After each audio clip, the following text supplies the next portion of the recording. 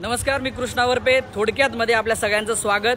मी आज आलेलो आहे शिरूर लोकसभा मतदारसंघामध्ये आणि आपण इथं काही लोकांशी बातचीत करणार आहोत. हे गाव आहे शिवाजीराव आढळराव पाटील यांनी दत्तक घेतलेलं गाव आणि त्या गावामध्ये आपण लोकांकडून जाणून घेणार आहोत की या ठिकाणी काय विकास झालाय. तत्पूर्वी मी आपल्याला या ठिकाणी गाव दाखवतो. या ठिकाणी मंदिर आहे आणि इकडे जर बघायला गेलं तर या ठिकाणी गावची ग्रामपंचायत आहे आणि या ठिकाणी काही लोक जमलेले आहेत. आपण त्यांच्यासोबत बोलणार आहोत आणि त्यांच्याकडून जाणून घेणार आहोत की काय पंतप्रधान नरेंद्र मोदींनी काही दिवसांपूर्वी सांसद आदर्श ग्राम नावाची एक योजना आणली होती आणि त्या योजनेअंतर्गत प्रत्येक खासदाराला एक गाव दत्तक घ्यायला सांगितलं होतं. त्या अंतर्गत प्रत्येक खासदाराने एक गाव दत्तक घेतलं होतं. खासदार शिवाजीराव आढळराव पाटील यांनी सुद्धा एक गाव दत्तक घेतलं होतं आणि त्याच गावात आज आपण आहोत. हे शिरूर तालुक्यातील करंदी गाव आहे आणि या गावामध्ये गेल्या 5 वर्षांमध्ये काय विकासाची कामं झाली, खासदारांमार्फत किती निधी आला, या गावातील लोक खासदारांच्या कामगिरीवर समाधानी आहेत का, या आणि अशा अनेक प्रश्नांची उत्तरं आपण त्यांच्याकडून जाणून घेणार आहोत.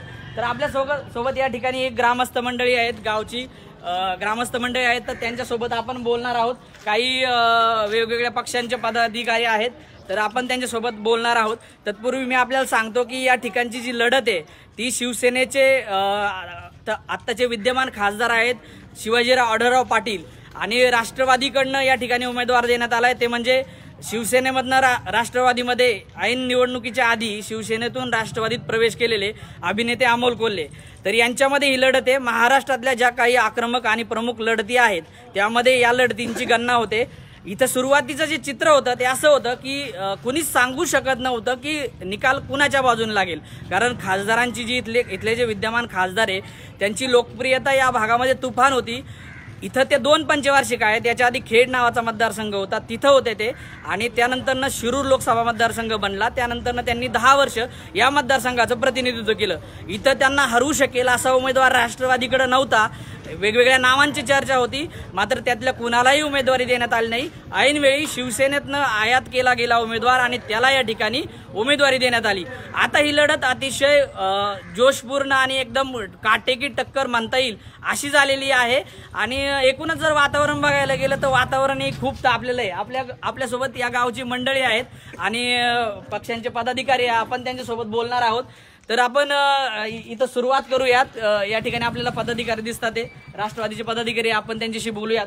आढळरावांना प्रत्युत्तर द्यायला कोल्हेंना तिकीट दिले, काय वाटतं, कोल्हे टिकतील? हो, 100%.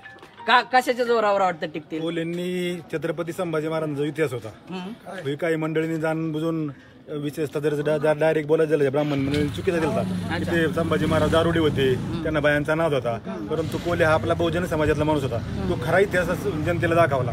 नुसता महाराष्ट्रातच नाही तर देशात आणि 124 देशात हा इतिहास गेला. आणि छत्रपती संभाजी महाराज हे शूर होते, त्यांनी कितीतरी लढाया जिंकल्या.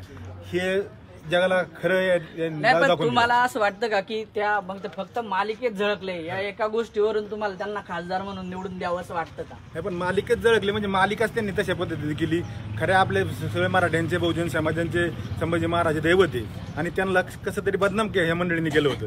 आणि ते बरोबर आणि स्वतः MBBS आहेत, त्यामुळे त्यांना काय संसदेत त्यांचं हिंदी प्रभुत्व आहे, मराठीवर आहे, इंग्लिशवर आहेत, त्यामुळे ते ह्या भागाचा विकास. आपण बाकीच्या मुद्द्यांवर येणार आहोत. तत्पूर्वी आपण बोलूयात की अभिनेते या एका निकषावर तिकीट देणं राष्ट्रवादीनं कितपत योग्य होतं.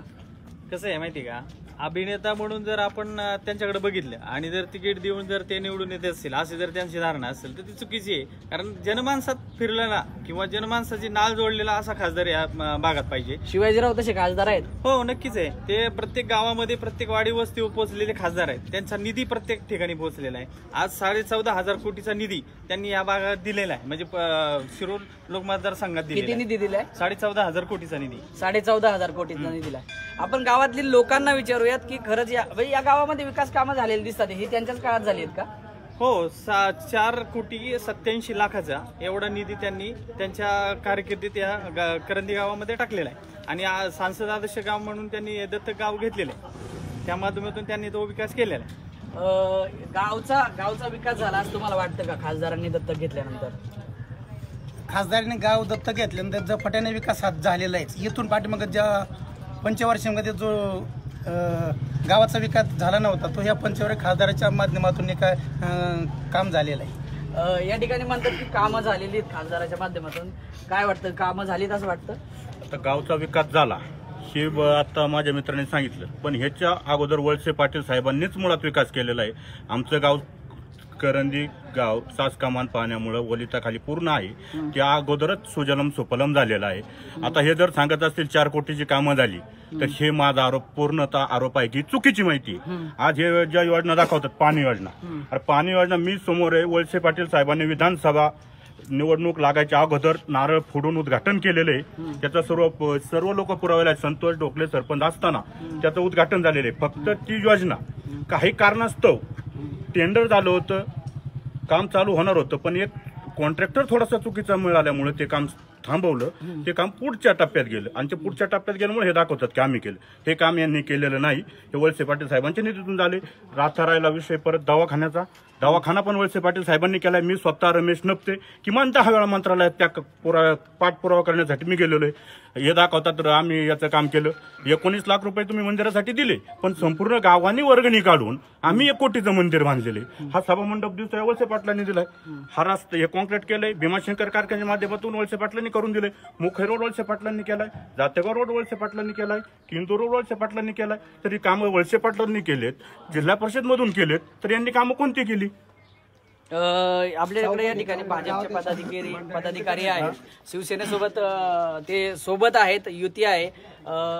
वळसे आढळरावांवर असा आरोप होतो की त्यांनी या गावाकडे पुरेसं लक्ष दिलं नाही.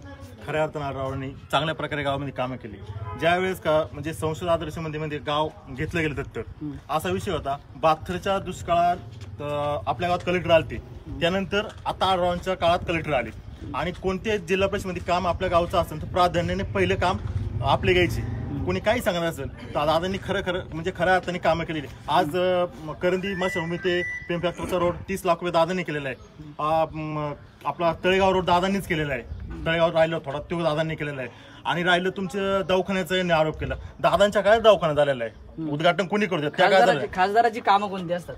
खासदारांची कामं म्हणजे गावाच्या विकासासाठी आता कामं म्हणजे निधी असेल त्याचा वापरतात गावासाठी. नाही, पण प्रत्येक लोकप्रतिनिधीला कामं ठरवून दिली. म्हणजे आपल्याकडे लोकप्रतिनिधी भरपूर असतात ना. ग्रामपंचायत सदस्य असतो, सरपंच असतो, पंचायत समिती सदस्य असतो, जिल्हा परिषद सदस्य असतो, आमदार असतो, खासदार असतो. इतके लोकप्रतिनिधींची आपल्याकडे अशी उतरंडी आहे. तर यामध्ये प्रत्येकाला अशी वेगवेगळी कामं आहेत आणि त्यांच्यासाठी निधी आहेत. खासदाराची अशी कोणती कामं आहेत? खासदाराचा केंद्राचा निधी येतो ना जो समजा केंद्राचा पंतप्रधान योजना असेल म्हणजे सडक योजना, तो एक निधी असतो म्हणजे खासदारांना. परत गावातली ठराविक म्हणजे जे केंद्र नवीन काही योजनांपैकी नवीन आता आरोग्य नाही मुख्य पंतप्रधानांची आरोग्य ही आली विमा आणि सन्मान योजना, पंतप्रधान सन्मान शेतकरी सन्मान योजना, ही योजना आहे दादांची पंतप्रधान. खासदाराची कामं कोणती असतात जनरली? गावात कोणती कामं खासदारांनी करणं अपेक्षित आहे? कसं आहे, गावात खासदारांनी दत्त गाव घेतलेले आहे. त्याच्या माध्यमातून त्यांनी जी कामं राबवली ती जिल्हा परिषदेच्या माध्यमातून असतील, जिल्हा परिषद प्राथमिक नाही, पण स्वतःच्या खासदार फंडातून किंवा स्वतःच्या याच्यामध्ये खासदारांनी कोणती कामं करणं अपेक्षित? तुम्हाला सांगतो, खासदारांना ना वर्षाला 5 कोटी एवढा निधी भेटतो. वर्षाला 5 कोटी निधी, 750 गाव आहेत. त्याच्यामध्ये 550 कोटी कसे डिवाइड करणार तुम्ही सांगा. संसद आदर्श ग्राम अंतर्गत एखाद्या गावाकडे तुम्हाला सांगितलं की त्या गावाचा पूर्ण विकास करा असं डीपीटीसी मधून आणि स्थानिक विकास निधीतून जो त्यांचा निधी येतो तो त्यांनी पुरेपूर इथं वापरलेला आहे. डीपीटीसी मधून भरपूर रस्ते आणि विकासाचे कामं या ठिकाणी आहेत. सगळे चार्ट वाचायला गेलं तर खूप वेळ लागतो. मोदींनी आता डिजिटल इंडिया, स्किल इंडिया, अशा पद्धती स्टार्टअप इंडिया अशा योजना काढलेल्या आहेत. मला जाणून घ्यायचंय की इतर गावं सोडून द्या, म्हणजे इतर गावं खासदार थोडं कमी लक्ष देईल, पण संसद आदर्श ग्रामकडं खासदार थोडं जरा जास्त लक्ष देतो. तर मला असं जाणून घ्यायचं इथल्या भागातनं की मोदींच्या ज्या काही महत्वाकांक्षी योजना आहेत या योजना गावात किती प्रभावी पद्धतीने राबवल्या गेल्या. आपल्याकडे डिजिटल इंडिया कशा स्वरूपात राबवली गेलेली गावामध्ये? डिजिटल इंडिया चांगल्या पद्धतीने राबवली गेली. काय गावामध्ये डिजिटल इंडियामध्ये आता आपण वायफाय घेऊया. वायफाय योजना राबवलेली आहे. आता एटीएमच्या माध्यमातून काही दिवसापूर्वी एटीएमचं चुकीचं चित्रीकरण झालं होतं या ठिकाणी. तुम्ही तिथे जाऊन चौकशी करता, एटीएम चालतंय बऱ्यापैकी आणि बँक आहे, बँकेच्या माध्यमातून जास्त आर्थिक व्यवहार इथे होतात. जनरली डिजिटल इंडियामध्ये बऱ्याचशा गोष्टी येतात. गावामध्ये वायफाय वायफाय गावामध्ये चालू केलेला आहे वगैरे, पण इथं कोणी दुकानदार वगैरे आहे का? दुकानदार आहे का कोणी? दुकानदार तुम्ही आहात. तुमचं कशाचं दुकान आहे? किराणा मालाचं दुकान आहे. तुमच्याकडे स्वाईप मशीन आहे का? इथं स्वाईप मशीन नाही. आणखी कोण दुकानदार आहे? स्वाईप मशीन आहे का? नाहीये. गावामध्ये तुम्ही कुठं गावामध्ये कार्ड स्वाईप करता? कोणी कुणाकडे स्वाईप मशीन दिसते? गावामध्ये स्वाईप मशीन नाहीये. स्वाईप मशीन असायला पाहिजे गावामध्ये जर डिजिटल इंडिया आहे तर. आम्ही इथं चौकशी केली तर आम्हाला असं आढळलं की गावातलं वायफाय बंद आहे. वायफाय बंद आहे का चालू आहे? 8 दिवस चालू. वायफाय चालू झालं, परंतु काही गोष्टी बंद पडलेलं आहे. पण बंद का पडले तर BSNL वाल्यांचा प्रॉब्लेम येतो. बरोबर आहे. आणि दुसरी गोष्ट की आता तुम्ही म्हटले की किराणावाल्यांकडे स्वॅप मशीन नाही. हे किराणावाल्यांचं काम आहे की स्वॅप मशीन घेणं. नाही, पण गावामध्ये डिजिटल गाव जर असेल तर गावामध्ये ज्या गोष्टी त्या गावात गोष्टी मिळायला हव्यात. इथं शेतकरी आहेत ना सगळे? 7/12 ऑनलाईन काढता का तुम्ही? कुठं गावामध्ये मिळतो? गावामध्ये 7/12 ऑनलाईन काढायची सुविधा आहे? प्रायव्हेट मध्ये पण आहे आणि तलाठी कार्यालयात गेलं तर तलाठी पण काढून देतात. म्हणजे गावामध्ये 7/12 ऑनलाईन पद्धतीने मिळतोय. मला आणखी विचारायचंय की या ठिकाणी काही तरुण आहेत. मला तरुणांना विचारायचं की पंतप्रधान नरेंद्र मोदींनी तरुणांसाठी काही योजना आणल्या होत्या. खासदारांनी गावामध्ये काही योजना राबवल्या का त्या पद्धतीच्या? तरुणांसाठी तर खासदारांनी योजना तर काहीच राबवल्या नाही राबवल्या. तर या ठिकाणी सांगतात की इथं तरुण आहे काही. मी विचारतो, यांनाच विचारतो की तरुणांसाठी काही योजना आणल्यात का खासदारांनी? हो, मुद्रा योजना म्हणजे लघु उद्योगासाठी. किती जणांना मुद्रा योजनेचा लाभ मिळालाय करंदीमध्ये? गावातून काहीतरी म्हणजे बँकेत चौकशी केली, काहीतरी 110 जण काहीतरी होते. इथं गावातून, एका गावातून? आणि बऱ्याच जणांचं लिस्ट आहे.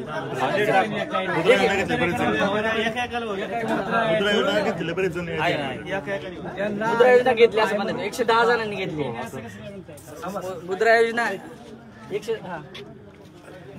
ऑनलाईनचे 2 वर्ष झाले. 2017 पासून ऑनलाईन 7/12 झाले, पण अजून चुकलेले 7/12 अजून नीट झाले नाही. चुकलेले 7/12 येतात. अत्यंत महत्वाचा मुद्दा आहे शेतकऱ्यांसाठी. 7/12 हा अत्यंत महत्वाची गोष्ट असते आणि 7/12 ऑनलाईन मिळतात ते 7/12, पण 7/12 दुरुस्ती जी चुकीच्या गोष्टी ज्या ऍड आहेत त्या दुरुस्ती झालेल्या नाही. त्या बाबांनी मुद्दा सांगितलेला आहे. आणखी काय आहे का? हेच आम्ही 2 वर्ष झाले शिरूरला जाते. शिरूरवरून चला म्हणतो आदर घेऊन आम्ही 5 एकर क्षेत्र असेल त्याचं 4 एकर दाखवले. असं नाही, काहींचं 5 एकर असेल त्या 7 एकर दाखवले. ह्या गोष्टी चुकी झाल्या ऑनलाईन. मग ते तुम्ही ज्यावेळेस पाठपुरावा करायला जाता त्यावेळेस अधिकारी तुम्हाला काय सांगतात? काय सांगतात? आम्ही कागदपत्र सगळं अधिकाऱ्याकडे दिलेले. चला म्हणतो तिथून परवानगी आणा, मग आम्ही नोंद घालतो. तुम्ही कधी 7/12 आमदार खासदारांच्या कानावर कधी या गोष्टी घातल्या? आमदार खासदारांच्या कानावर घातल्या. तुम्ही म्हणजे मला असं वाटतं की या गोष्टी महत्वाच्या आहेत अत्यंत. तुम्हाला असं वाटत नाही की या गोष्टींचा पाठपुरावा करावा? हो, नक्कीच पाठपुरावा केला जाईल. आता हा प्रश्न त्यांनी पहिला म्हणला ते शिरूरला जाऊन त्यांनी जे दुरुस्तीचा अर्ज केला होता. नक्कीच त्यांची ना समस्या आम्ही पहिली सोडू आणि त्यांचा 7/12 मध्ये जे काही दुरुस्ती असेल ती प्रामुख्याने आम्ही जाऊन स्वतः खासदारांच्या कानावर घालून ते नक्कीच काम होईल. इथं मुद्रा योजनेचा आता विषय चालला होता. मी परत त्या मुद्द्यावर येतो. यांचं म्हणणं आहे की 120 ना 110 जणांना मुद्रा योजनेअंतर्गत लाभ मिळालेला आहे. मला विचारायचं आहे की खरंच मुद्रा योजनेअंतर्गत लाभ मिळालाय का? 10 लोकांची त्यांनी 100 सुटलीवरले 10 लोकांची नाव सांगावं त्यांनी. म्हणजे तुमचं म्हणणं आहे की नाही 100 सुटले फक्त 10 लोकांची नाव सांगावं. प्रयत्न केले 100. 110 सांगूच नका मला, फक्त 10 लोकांची त्यांनी मला नाव सांगावं. सगळं पाठवायचे.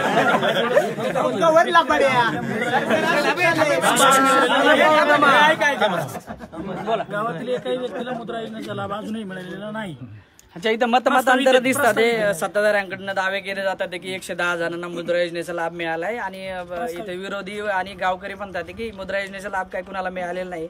मी जरा शेतकऱ्यांमध्ये जातो की शेतकऱ्यांना ज्या समस्या आहेत त्या शेतकऱ्यांच्या समस्यांचं या ठिकाणी हे झालंय का? तुम्ही शेतकरी आहात ना? किती शेती आहे तुम्हाला? 4 एकर. 4 एकर शेती आहे. तुम्ही थोडी इकडे या, सावली द्या थोडे जरा दिसाल. म्हणजे किती शेती आहे? 4 एकर. काय आहे शेतामध्ये? ऊसे. आता पीक कोणतं निघालं? कोबी, ऊसे. या आधी पीक कोणतं निघालं? ऊसाचं निघालं. ऊसाचं निघालं. किती बाजारभाव मिळाला? बाजार भाव मिळाला 2050 रुपये. 2050 रुपये FRP नुसार मिळाला. परत 200 रुपयाने आले आता. आले का? हा बरं. तुम्ही समाधानी आहात का या सरकारच्या याच्यावर की नाही FRP नुसार नाही दिलेला. कारखाना कुणाच्या ताब्यात? राष्ट्रवादीच्या ताब्यात आहे सगळं. अच्छा FRP नुसार नाही भेटला. किती भेटेल फायनल किती असं म्हणतात. FRP काहीतरी 2600 रुपये आहे ते देणार आहेत म्हणतात. गेल्या वर्षी किती दर भेटला होता? गेल्या वर्षी 2,500 भेटला होता. म्हणजे FRP नुसार भेटला होता. म्हणजे उसाला दर भेटतोय. बाकी माला शेतमालाचं काय? नाही कांद्याचं जरा अवघडच झालंय थोडं. काय झालंय? ज्यादा उत्पन्न झाल्यामुळं बाजार कमी झाले. म्हणजे 3-4 रुपये झाले. तुम्हाला काय वाटतं कोण निवडून यायला पाहिजे? निवडून तर आढळराव येणारच आहे. खासदार विद्यमान येणारच आहे. त्याचा काही विषयच नाही. विद्यमान तुम्ही समाधानी आहात?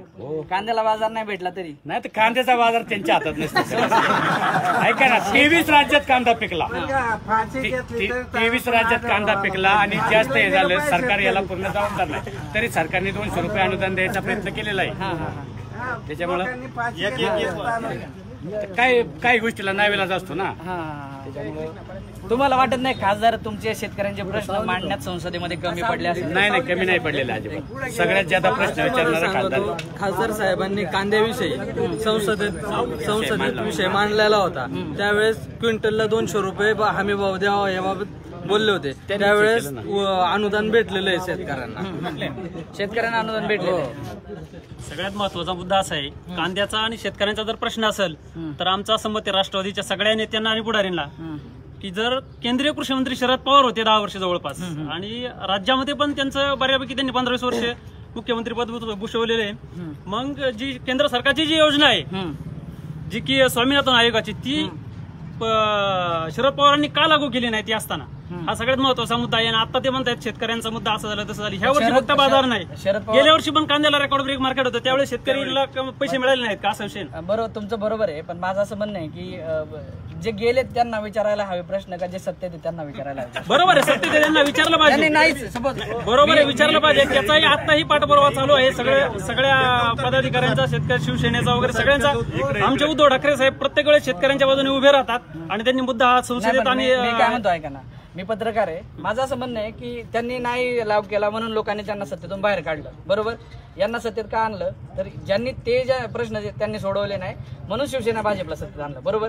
आता प्रश्न कुणाला विचारायला पाहिजे? जे सत्तेतून गेले बरोबर सत्ताधाऱ्यांनाच विचारला पाहिजे. आणि सत्ताधारी आताही यावेळेस सत्तेवर येतील आणि 100% स्वामीनाथन आयोग लागू केला जाईल याची आम्हाला 100% गॅरंटी. आढळरावांना तुम्ही काय सांगाल शेतकरी म्हणून? बरोबर आहे. शेतकरी म्हणून आम्ही नक्कीच त्यांना खासदार म्हणून विनंती करू. या भागाचा जो प्रश्न आहे शेतकऱ्यांचा 100% तुम्ही मांडलेला आहे. इथून पाठीमागं पण कांद्याचा भावांचा वगैरे प्रश्न असेल नाराज आहे त्याबद्दल तर तो प्रश्न नक्कीच त्यांनी यापुढे पाठीमागे मांडलेला आहे. आम्ही समाधानी आहे. चालू वर्षामधला भाग सोडा बाकीच्या आता तुम्ही मार्केटला जाऊन चौकशी करा. सगळ्या तरकारीला मार्केट आहेच. आता शेती किती तुम्हाला? शेती 6 एकर आहे. काय होतं? कांदा होता की कसा गेला? कांदा गेला 9 रुपयांनी. 9 रुपयांनी गेला. चांगला कांद्याला 9 रुपयांनी चांगला भाव आहे. 9 रुपयांनी आजच्या परिस्थितीला मार्केट नाही तेवढं समाधानकारक नाही पण चांगलं मार्केट. इथं शेतकरी आहात. मला 1 मिनिट मी तुमच्याकडे येतो. एक मिनिट इथं शेतकरी इथं सगळे शेतकरी आहेत. मला फक्त एक विचारायचं यांचा कांदा 9 रुपयाने गेला. सगळ्यात कमी कांदा कुणाचा गेला?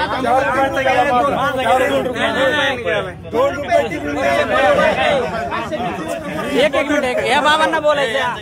2 रुपये किलोनी कांदा गेला माझा. 2 रुपये खर्च झाला 25,000 रुपये आणि झाले 18,000 रुपये. गेल्या वर्षाचा 25 खर्च 25,000 25,000 खर्च झाला आणि 18,000. 5 वर्ष झाले का म्हणतं पाणी म्हणून शेतकरी इथं नाही तर त्यांना बाहेर गाव नाही तर फासे घ्यायला लागलं असतं. काय कांद्याला किती बाजार मिळाला तुमच्या? 3 रुपये. 3 रुपये बाजार. गेल्या वर्षी 2 महिन्याचा होता बाजार. बाहेरून सरकार होतं तेव्हा नव्हतं का बाजार कमी? ज्यावेळेस राष्ट्रवादीचं सरकार होतं तेव्हा नाही का बाजार कमी जास्त झालं? त्या कांद्याचं असं असतं आवक जादा झाल्या बाजार हे कमीच होते. सरकार कुणाचंही असू आम्हाला काही कुणाची बाजू नाही धरायची. हे किती उत्पन्न होते ना त्याच्यावर डिपेंड असतं.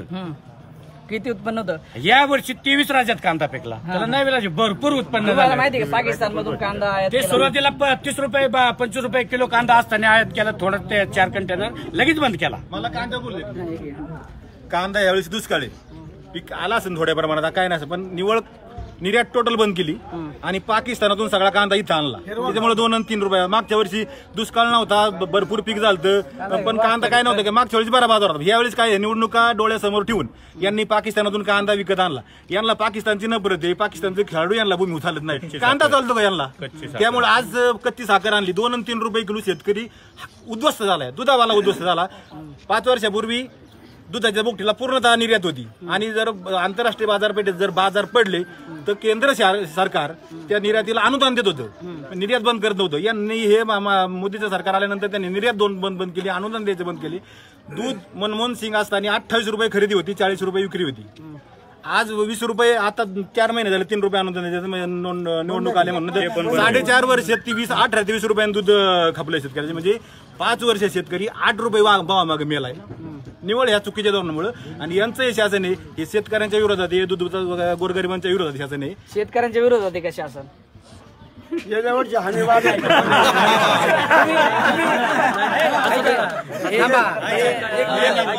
मी हे निष्ठावंत शिवसैनिक आहे. मला असं वाटतं की शिवसैनिक खरी बाजू आणि सत्याची बाजू मांडतात.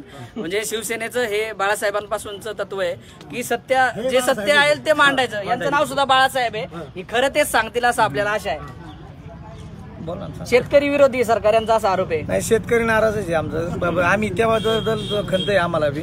आमचं सरकार जरी असलं तरी शेतकरी सर्व आहे तिथं आणि शेतकऱ्यांना बाजार भाव भेटलेला नाही, आम्हाला बी मान्य आहे ते. पण बाकीच्या सर्व दृष्टीने सर्व चांगले आहे बाकीचे. म्हणजे इथं असं शेतकरी नाराज आहे हे आपल्याला एकूण सगळ्या ज्या चर्चेतून आपल्याला जो निष्कर्ष आला त्याच्यातून आज दिसतं की शेतकरी या सरकारवर नाराज आहेत आणि त्याचे कुठेतरी पडसाद या निवडणुकीमध्ये उमटताना दिसतील. दुसरी गोष्ट आहे पायाभूत सुविधांची. मला असं वाटतंय गाव थोडं हायवे पासून 3 किलोमीटर आतमध्ये आहे आणि इथं जर पाहायला गेलं तर इथून 3 मोठाले रस्ते गेले. एक चाकण शिक्रापूर रोड आहे, दुसरा आहे नगर रोड ज्या रोडवरून यांना यावं लागतं, आणि तिसरा रोड आहे तो नाशिक रोड आहे. या 3 रस्त्यांशी या गावाचा संबंध येतो. आपण जनरली गावातल्या पायाभूत सुविधांसंदर्भात तर बोलूयात, मात्र हे 3 हायवे जे आहेत ते या भागातला कळीचा मुद्दा आहेत. कारण आढळरावांवर जी प्रमुख टीका झाली त्यातली एक टीका ही होती की ते जे हायवेवर जे ट्रॅफिक जाम होतं त्याचा प्रचंड मनस्ताप या भागातील लोकांना होतं. तर मी पहिल्यांदा गावातल्या रस्त्यांसंदर्भात विचारतो की या गावातल्या रस्त्यांची परिस्थिती कशी आहे? गावातल्या रस्त्यांची परिस्थिती कशी आहे सध्या? गावातले रस्ते पूर्णतः खडीकरणाचे होते पहिले, म्हणजे डांबर एकही नव्हता. मागल्या ही पंचवार्षिकच्या आधी वळसे पाटील साहेबांनी करंदी ते दामारी, करंदी ते मुकई, करंदी ते जातेगाव, मारुती मंदिर ते करंदी आणि करंदी ते तळेगाव रोड 2.25 पैकी 2 किलोमीटर वळसे पाटलांनी, 1.25 किलोमीटर आढळरावांनी. गव्हाळमाळा 2 टप्प्यात केल्यात, तो जिल्हा परिषद प्रतिनिधी काम केलाय. आणि आढळराव दादांनी हा पिंपळे रस्ता 1.5 किलोमीटर केलाय. म्हणजे जवळजवळ 25 ते 15 ते 20 म्हणजे गावातले 6 रस्ते राष्ट्रवादीने किंवा राष्ट्रवादी संबंधित पदाधिकाऱ्यांनी केले आणि 1.5 रस्ता फक्त आढळरावांनी केला. बरोबर. किती गावातले किती रस्ते आढळरावांनी केलेत? सगळेच रस्ते मला काय म्हणायचं, 1 किलोमीटर जिल्हा परिषदच्या माध्यमातून हे रस्ते झालेले बरोबर. कोणी निधी टाकला, दादांनी पाठपुरावा केला. या निधीचा हे जे गव्हाळमाळ्यातलं सांगताय 10 लाखाचा पहिल्या टप्प्यात झाला, त्यानंतर दुसऱ्या टप्प्यात झाला, त्या दादांच्या निधीतला आहे. तुम्ही आहे ना, त्यांना जर विश्वास बसत नसेल तर त्यांनी ना चेक करावं, ग्रामपंचायतमध्ये जाऊन चेक करावं कुठल्या माध्यमातून झाला, कोणाच्या सुचवणीतून रस्ता झालाय. दादांनी हे जेव्हा दत्तक ग्राम घेतलं, सांसद आदर्श ग्राम घेतलं, तेव्हा सगळ्या अधिकाऱ्यांची या ठिकाणी मिटिंग घेतली. त्यानंतर त्यांनी ठरवलं की हा रस्ता जो प्रामुख्याने जे रस्ते आहेत, मला सांगा की किती रस्ते आढळरावांनी केले आणि कोणते? त्यांनी सांगितल्याप्रमाणे जो पिंपळे रस्ता तो दादांनी केलाय. तळेगाव रोड अर्धा किलोमीटर, तळेगाव रोड अर्धा किलोमीटर. त्यानंतर गव्हाळमाळ्यातला रस्ता आहे तो अर्धा किलोमीटर त्यांच्या झालाय. सगळीकडे असे अर्धा किलोमीटर 1 किलोमीटर असे रस्ते केले. नाही ठीक आहे ना, पण जो निधी होता, जो अपुरा रस्ता होता त्या त्यांनी निधी टाकला होता. गावात रस्ते सगळे व्यवस्थित आहे, सगळे व्यवस्थित गावात रस्ते सगळे व्यवस्थित आहेत. मला हायवेच्या प्रश्नांवर जायचंय की नगर रोड, चाकण रोड आणि चाकण शिक्रापूर रोड आणि नाशिक रोड या 3 रस्त्यांवर काय परिस्थिती आहे याच्याबद्दल मला विचारायचंय. कुणाला विचारू याच्याबद्दल? मला तुम्ही सांगा की काय परिस्थिती या 3 रस्त्यांची? 3 रस्त्यावर ट्रॅफिक जाम होते आणि ट्रॅफिकची समस्या इतकी भयानक आहे आपल्या याच्यात की खासदार आमदार कुणीच लक्ष घालत नाहीये. लोकांचा म्हणजे एक दिवस काही ठिकाणी म्हणजे अक्षर जर एखादा कंटिन्यू आडवा आला तर एक दिवस जातो. एक दिवस आड. म्हणजे एक दिवस लोकांचा वाया जातोय. आणि या चाकण शिक्रापूर रोडची काय चाकण शिक्रापूर रस्ता म्हणजे शिक्रापूर मध्ये जामिंग होते, मध्ये काही कुठे प्रॉब्लेम नाहीत. आणि चाकणला पण तुम्हाला रोज प्रवास करावा लागत असेल, काय अडचणींना सामना करावा लागतो? ट्रॅफिक ना 2-2 तास शिक्रापुरातले हालत नाही. ट्रॅफिकची समस्या अतिशय भयंकर आहे. आणि या रस्त्याची कामं आघाडीच्या काळात मंजूर झालेली होती, पण या सरकारने पश्चिम महाराष्ट्राचा विकास पूर्णपणे थांबवलाय. पश्चिम महाराष्ट्राचा विकास थांबवलाय, पूर्णपणे थांबवलेला आहे. विदर्भात 10 तासाला एक रस्ता बांध जातं, तिथं सिमेंटचे रस्ते स्ट्रॉंग बनवल्यात, पण पश्चिम महाराष्ट्रात रस्त्याचं काम अजिबात झालेलं नाही. अच्छा, वाहतुकीची समस्या आहे. मला आणखी कोणाला तरी विचारू द्या. काय प्रवास करताना काय समस्यांचा सामना करावा लागतो? कोणत्या रोडला? कोणते या 3 रस्ते मी सांगितले, नाशिक रोड, चाकण शिक्रापूर रोड आणि नगर रोड. ट्रॅफिकचा खूप सामना करावा. खूप ट्रॅफिक आहे प्रचंड. खासदारांविरोधात लाट आहे का त्या मुद्द्यामुळे? नाराज आहेत लोक? नाराज नाही, नाराज कुणावरच नाही तशी लोक. नाराज कुणावरच नाही. त्या रोडचा खूप मोठा हे रस्त्यांचा काय इश्यू आहे? रस्त्यांचं काय झालेलं आहे, मुळात पहिली 10 वर्ष ही काँग्रेसच्या काळातली 10 शिवसेनेचे होते आणि 7 ही काँग्रेसची होती, बरोबर आहे का ना? मग त्यावेळेस त्यांना वारंवार पाठपुरावा करून देखील ते मंजुरी देत नव्हती. कशाला? रस्त्यांना. कोणते रस्ते? उड्डाणपुलाचा विषय असेल किंवा 4 पदरीकरणाचा असेल किंवा कुडुल्लाही विषय असेल, पण ते काही मंजुरी देत नव्हते. पण ह्या वेळेस ज्या वेळेस 5 वर्ष त्यांच्या हातात आली त्यावेळेस त्यांनी खूप कामे केली. सिन्नरचा रस्ता असेल किंवा अजून देखील. तुम्हाला वाटत नाही का की रस्त्यांच्या मुद्द्यावर नाराज आहेत वगैरे? नाही, असं काही नाही. आता ट्रॅफिक जाम हा सगळ्यांचा मुद्दा आहे. शिक्रापूरला ट्रॅफिक जाम होतोय सगळ्यांचं म्हणणे, पण त्याला पर्यायी रस्ता जो भारत गॅस फाट्यावरून तळेगावला रस्ता काढलेला आहे तो या शासनाने केलाय ना, मागच्या शासनाने केला. आता चालू आहे, समस्या सुटली असं वाटतं. समस्या सुटल्या चालू आहे तो रस्ता. पूर्णत्वावर येईल तेव्हा नक्कीच ती समस्या सुटली जाईल. इकडून ह्या बाजूने जातेगाव ते कासरे फाटा ह्या मार्गात तो रस्ता जोडला जातोय, त्याचं काम चालू आहे. हे टेंडरिंग आहे, ते टेंडर पडलेलं आहे, याच्यानंतर तो काम चालू आहे. मग आता मला सांगा, मला एक मुद्दा मांडायचा आहे. जर असे रस्त्याचे आणि इथून मागे आपल्याला नाकारता येणार नाही, सुक्रेवाडी ते शिक्रापूर हा रस्ता या सरकारने दिलाय ना पंतप्रधान सडक योजनेतून. असं कसं म्हणू शकतो का आपण रस्ता झालेच नाही म्हणून? सरकारने योजने दिलेत, पंतप्रधान सडक योजनेतून भरपूर रस्ते झालेले आहेत, आपल्या समोर दिसतंय मुख्यमंत्री. त्यामुळे मला नाही असं वाटत ट्रॅफिक जाम आहे, ट्रॅफिक जाम समस्या आहे. मग मला असं वाटतं की खासदार तिथं उभं राहतो का आणि सगळ्यांना हात करतो की ट्रॅफिक थांबवा. मध्यंतरी एकदा मी फोटो पाहिला होता, एक खासदार चाकण नाशिक रोडनी जात होते आणि स्वतः ट्रॅफिक मध्ये अडकले होते. असा फोटो व्हायरल झाला होता. तो फोटो, त्यांच्या गाडीचा फोटो अजूनही व्हायरल केला जातो की स्वतः खासदार अडकले ट्रॅफिक मध्ये. म्हणजे हे मुद्दा जर संवेदनशील आहे असं आपल्याला वाटत नाही का? बरोबर आहे. तिथे ना त्या ठिकाणी जरी ते अडकले असते तरी मुद्दा काय तो तिथे जो उड्डाणपूल झालाय तो चुकीचे उड्डाणपूल आहे दोन्ही पण, त्यामुळे तो ट्रॅफिकचा मुद्दा तिथं जास्त प्रभावी आहे. तिथं ट्रॅफिक होते. ते जर चुकीचं उड्डाणपूल झाले नसते तर नक्कीच तिथं ट्रॅफिक झालं नसतं ना. ते कुणी केलं, काय केलं त्याची चौकशी करा ना. इथं आपल्याला आणखी एक मिनिट, हे जर सांगत असतील की आता सुक्रेवाडी शिक्रापूर रोड झाला तर हा वळसे पाटील साहेबांनी मंजूर केलेला आहे. त्यांच्या कोणाच्या माध्यमातून वळसे पाटलांनीच करून घेतला आणि झाला. केंदूर पाबळ चौकुला रोड हा वळसे पाटील साहेबांनी केला. आणि हे जर सांगत असतील खासदारांनी केला, हे जर सांगत असतील ना खासदारांनी केला, तर मी चाकण नाशिक रोडचं सांगतो. मी 3 दिवसापूर्वी आता नाशिकला जाऊन आलो. खासदार सांगतात मी जर केलं तर नाशिक पासून सिन्नर पासून जो रस्ता निघालाय तो ज्या आपला शिरूर मतदारसंघ चालू होतो ना नारायणगावच्या पाठीमाग तिथपर्यंतच पूर्ण आहे. तिथून पुढे जो आपल्या शिरूर मतदारसंघातला जो रस्ता आहे हा पूर्ण पेंडिंग आहे. याचं काम कुठल्याही अवस्थेत पूर्ण झालेलं नाही आणि सगळ्यात काम अपूर्ण आहे. आणि सगळ्या ट्रॅफिक जर असेल तर त्याच भागात. त्यांचं सांगणं आहे याच्यापर्यंत मंचरपर्यंत, मंतरच्या नारायणगाव तिथपर्यंत रस्ता कम्प्लीट झालेला आहे, मान्य तो झालेला आहे. आणि त्याच्यानंतरचा जो रस्ता राहिलेला आहे त्याचा जो बायपासचा विषय होता, भूमी जे अधिग्रहण करायचं होतं शेतकऱ्यांचे, त्या समस्येसाठी तो रस्ता प्रलंबित होता. त्यासाठी त्यांनी वेगळं हे पॅकेज मागून तो विषय मार्गी लागला आणि आता तो चाललाय ना. मला असं वाटतं की म्हणजे रस्त्यांचे वगैरे जे प्रश्न आहेत त्याच्यावरून वादविवाद आहेत. कुणी कोणता रस्ता केला आणि कुणाच्या काळात कोणता उड्डाणपूल झाल्यामुळे वाहतूक कोंडी होती, याच्यावर वादविवाद आहेत. मला या ठिकाणी आणखी एका मुद्द्याला या ठिकाणी हे करायचंय. तो मुद्दा हा आहे की या ठिकाणी काही दिवसांपूर्वी आपल्यासोबत एक पत्रकार आहेत, यांनी काही दिवसांपूर्वी एक विषय मांडला होता. गावामध्ये एक मंदिर झालेलं आहे मोठं, आणि त्या ते मंदिर झालेलं आहे आणि मंदिराच्या शेजारी एक शाळा आहे जिल्हा परिषदेची. त्या शाळा आहे, ती शाळेचं जे छप्पर आहे ते कोसळण्याच्या स्थितीत आहे. यांनी एक बातमी केली होती, आपण विचारूयात की नक्की काय होती ती बातमी. गावामध्ये मंदिर बांधण्यात आलं, साधारणतः 80 लाखाच्या पुढे ते मंदिराची. आपल्याला आपण मागे बघतोय आपण, ते मंदिर आहे साधारणतः 80 लाख रुपयांचा खर्च या मंदिरावर करण्यात आलेला आहे आणि हे मंदिर बांधण्यात आले. यांनी या संदर्भात बातमी दिली, आपण विचारूयात की काय.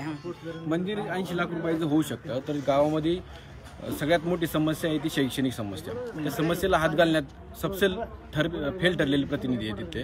त्यामुळं गावातील जी मराठी शाळा आहे, प्राथमिक शाळा आहे, त्या शाळेला व्यवस्थित छप्पर नाही, बसायला व्यवस्थित जागा नाही, भिंती मोडकळीस आलेल्या आहेत. त्यानंतर गावात शाळेसाठी ज्या लागणाऱ्या ग्राउंड आहेत त्या पुरेसं ग्राउंड आहे. त्यामुळं अनेक समस्या अशा आहेत की ई लर्निंगसाठी ओपन स्पेस नाही किंवा एक सभागृह नाही, विद्यार्थ्यांना व्यवस्थित बसायला जागा नाही, अशा अनेक समस्या असल्यामुळे मी त्या आवाज उठवला होता. शाळेचा विषय तितकाच महत्वाचा आहे, बरोबर आहे तुमचं सगळ्यांचं म्हणणे. मग वळसे पाटलांनी बाकीची सगळी कामं केली असं तुम्ही जर म्हणत असेल, मग शाळेचं का केलं नाही? तुमच्याकडे जिल्हा परिषद तुमच्या ताब्यात असेल, सगळ्या गोष्टी आहेत, मग का केलं नाही जिल्हा परिषद यामध्ये? जिल्हा परिषद शाळेच्या ज्यावेळेस एखादे गाव दत्तक घेतलं तर त्यानंतर पहिली समस्या असते की गावातली शैक्षणिक समस्या, लोकांच्या शेतकऱ्यांच्या समस्या. त्यानंतर ह्या सगळ्या समस्यानंतर सगळ्यात महत्त्वाची शैक्षणिक समस्या असली जाते. ती शैक्षणिक समस्या पूर्ण व्हायला पाहिजे. हायस्कूलला 2 खोल्या दिल्यानंतर मराठी शाळेकडे पण तेवढं महत्त्वाचं बघितलं जायला पाहिजे. त्यामुळे सगळ्यात महत्त्वाची शैक्षणिक समस्या आहे, आरोग्य समस्या आहे. आरोग्याचं देखील अजूनपर्यंत निराकरण झालेलं नाही मंत्रालयात किंवा इतर ठिकाणी. मला शिक्षणासोबतच मला त्या आरोग्य समस्येचं घ्यायचं आहे. गावामध्ये प्राथमिक आरोग्य केंद्र आहे का? उपकेंद्र मंजूर झाले, उपकेंद्र चालू झालं ते परत बंद झालं. कुठे आहे उपकेंद्र? ग्रामपंचायत चालू होत होतं आणि उपकेंद्र बंद आहे का गावात? उपकेंद्र जरी बंद असलं तर तुम्हाला बंद आहे. एक मिनिट, बंद आहे, चालू आहे का बंद आहे? बंद आहे. ऐका, बंद काय त्याचं मागचं कारण आहे तुम्हाला सांगतो. जिल्हा परिषदचं उपकेंद्र जसं केंदूर गावासारखं आहे जिल्हा रुग्णालय, तसं ते आपल्या इथं 6.5 कोटीचं तर आपल्या गावात होते. आता ते मंजूर झालेलं आहे. पण आता सपोज मला हे म्हणायचं की आता एखादा गरीब गावातला गरीब एखादा आजारी पडला त्यांना कुठे जायचं? आता का बंद आहे? त्याने आता का बंद आहे तेच बंदच करावं लागेल ना. तर आपल्याला पुढचं कसं भेटेल? नवीन पुढचं कसं भेटेल आपल्याला? म्हणजे असं आता सपोज जर ग्रामपंचायत नवीन बांधायची असेल तर आपण ग्रामपंचायत बंद ठेवतो का? नाही ग्रामपंचायत तलाठी कार्यालय बांधायचं, तलाठी बंद राहतो, दुसरीकडे आपण ठेवतोच ना. ऐका, हे उपकेंद्र बंद नाही. जे इथं चालू झालं होतं इथं ना टॉयलेटची सुविधा नव्हती, त्याच्यामुळे इथून नेऊन ते ग्रामपंचायत चालू आहे. सुविधा नव्हती म्हणून बंद नाही, ते सुरू केले ग्रामपंचायत कार्यालयात वरती. तुम्ही जाऊन बघा ना, चला आपण तिथे जाऊन. डॉक्टर आहेत आता डॉक्टर मंगळवारी येतात, ते मुलांचे आणि गरोदर स्त्रियांचे चेकअप इथं होतात. फक्त मंगळवारी दर मंगळवारी येतात. अशी माहिती त्यांना दिले का मंगळवार? मला काय माहित नाही, पण मंगळवारी ते येतात. आज मंगळवारी आपण आज मंगळवार आहे. आज मंगळवार असता का? आज डॉक्टर येतात का? डॉक्टरचा नाही विषय मला जुना 48-50 ज्याचा जन्म आहे तुमचा. हा, अच्छा जुना त्या माणसाचा जो अनुभव आहे ते आता यांचा कसा अनुभव आहे? कलियुगाचा किंवा सत्ययुगाचा. माझ्या पैसे पटकेवाली लोक 5-25 माझ्या दुकानात कायम बसलेले, बरोबर. त्यांचा विषय कसा वाटला? विरोध पार्टी ती बी होती, नाही असं नाही, बरोबर. एका मिरला ती व्हायची पण दुसऱ्याची ते एकत्र यायची. जे काम आहे ती समक्ष सोडवायची. आता तसं होत नाही. आता कशी हे विरोध म्हणजे विरोध होत, विरोध नाही व्हायला पाहिजे. हे पण नाही, ही पण नाही कुणाची. 67-72 ज्या टायमाला मारुती मंदिराव मुख्यमंत्री आले, शंकर मी लहान होतो, मला काम होते की तळ्याचं काम चाललं. आधी तिथं मुख्यमंत्री आलं म्हणून पळत आले लोक, आणि त्यांनी काय सांगितलं की हे काम सोडा, आणि खिंडीत नारळ फोडला त्यांनी. तुम्हाला कोणालाही आठवत नसेल, लाला सरपंच आहे, बरोबर आहे माझ्या दत्ताची. आता काय परिस्थिती? तिथं त्यांनी नारळ फोडला म्हणून ही आपल्याला दिसायला लागली. गिरमकर बाबांची इथे वाळू पडायची, आणि इथं आता दगडाचा वाटा होता. आज दुकान तिथं. शरद पवार कुंभाराचं तिथं कारणे आले त्या टाइमला इथं चादर टाकली त्याच्यावर बसले त्याच्यावर विषय. आता तुम्ही म्हणताय असं की आरोप प्रत्यारोप होतात पण सोडवत नाही कोणी समस्या.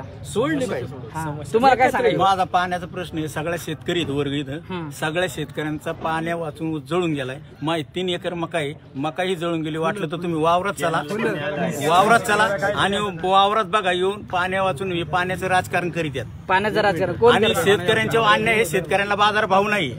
पाण्याचा काय इश्यू आहे? पाणी आतापर्यंत सोडलंच नाही. कारण पाणी कुठून येतं? सत्ता यांची 100% धरण भरलं असतानाही पाणी पुरत नाही.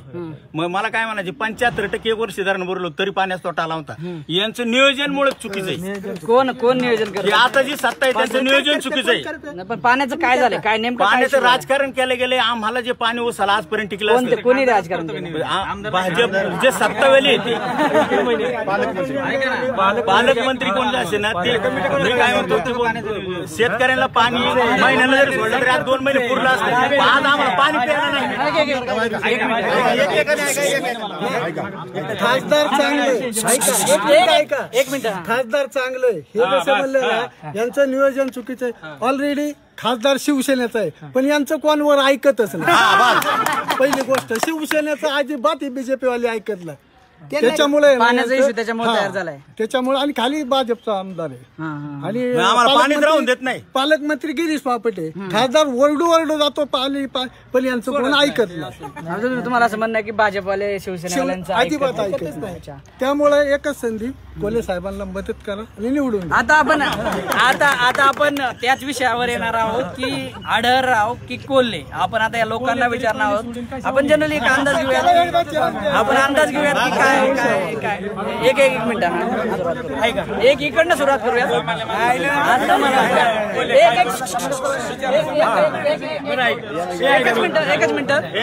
एकच मिनिट मी सगळ्यांना संधी देतो. फक्त एक मिनिट सगळ्यांना संधी देतो.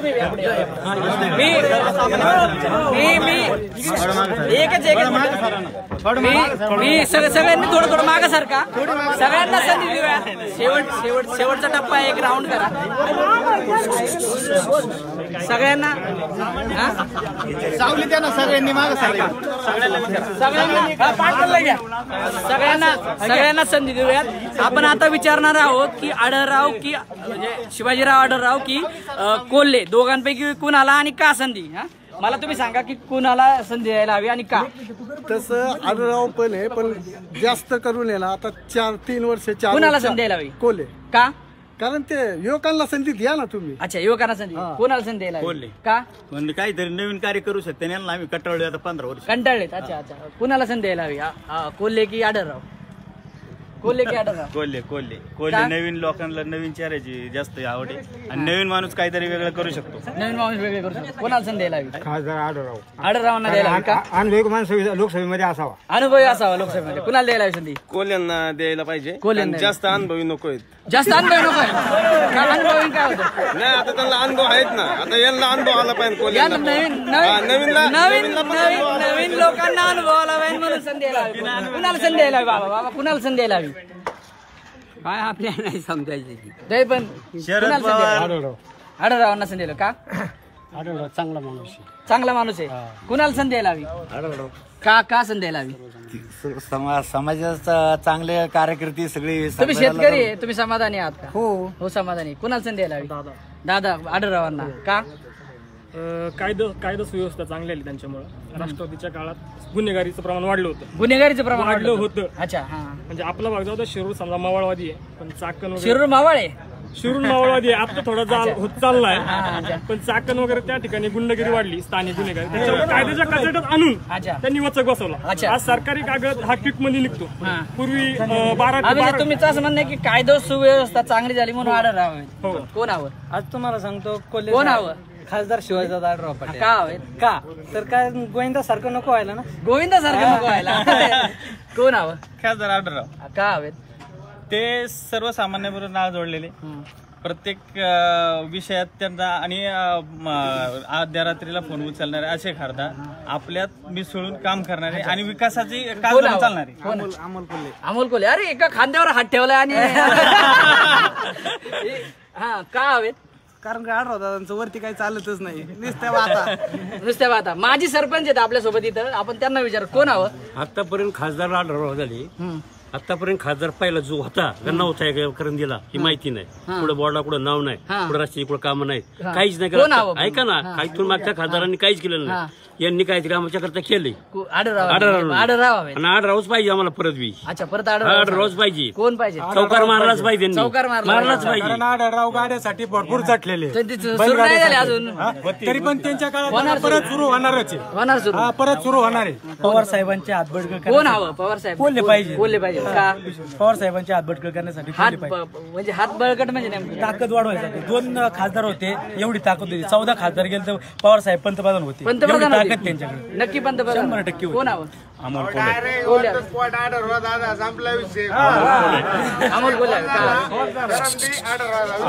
आतापर्यंत आढळरावांना 10 वर्ष आमच्या मतदारसंघाने संधी दिलेली. ते प्रत्येक वेळेस सांगत होते की सत्ता येऊ द्या, मी हे करेल, सत्ता येऊ द्या, ते येऊ द्या. सत्ता येऊ नये 5 वर्ष त्यांच्याने कुठली अपेक्षा पूर्ती झालेली नाही. फापडे खासदार नको. कोण हवं? कोण हवं का? नवीन चेहऱ्याला संधी मिळाली पाहिजे. नवीन चेहरा कोण हवं? अमोल कोल्हे. का? नवीन नेता नवीन चेहरा. नवीन नेता नवीन चेहरा कोण हवं? अमोल कोल्हे. का? चांगला माणूस चांगला माणूस आहे, अभिनेता म्हणून. अच्छा, कोण कोण? अमोल कोल्हे. का? शिवसेनेचे खासदार 15 वर्ष फक्त राजीनामे घेऊनच खिशात घेतल्या, दुसरं काहीच केलं नाही. अच्छा, कोण हवं बाबा? अमोल कोल्हे. कोल्हे हवेत. का? राष्ट्रवादीने अख्खं पाटबंधारे त्यांनी स्वतः वैयक्तिक बांधलेत बघा. वलसे पाटील. कोण हवं? अमोल कोल्हे. कोण हवं? आढळराव पाटील. का? आढळरावांनी आमच्या गावामध्ये चांगली कामं केलेली आहे. शिवाय त्यांच्या मतदारसंघामध्ये त्यांची कामं खूप चांगल्या पद्धतीची आहेत.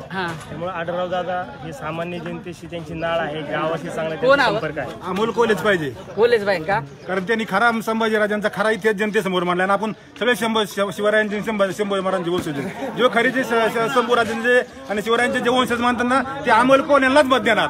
अच्छा, तर आपण या ठिकाणी आदर्श गाव करंदीमध्ये होतो आणि आपण इथल्या ग्रामस्थांकडून राष्ट्रवादीच्या आणि शिवसेनेच्या पदाधिकाऱ्यांकडून जाणून घेतलं की नक्की काय गावची परिस्थिती आहे, गावचा विकास झाला का, सांसद आदर्श ग्राम योजने नावाप्रमाणे हे गाव आदर्श झालं का, गावच्या समस्या सुटल्या का, आणि विद्यमान खासदार जे आहेत त्यांच्यावर या गावातल्या जनतेचं काय मत आहे आणि जे नवीन उमेदवार आहेत त्यांच्यावर काय मत आहे आपण या ठिकाणून जाणून घेतलं. आजच्या कार्यक्रमात एवढंच. पुढच्या वेळेस भेटूयात नवीन ठिकाणी. धन्यवाद. निष्ठावंतांसाठी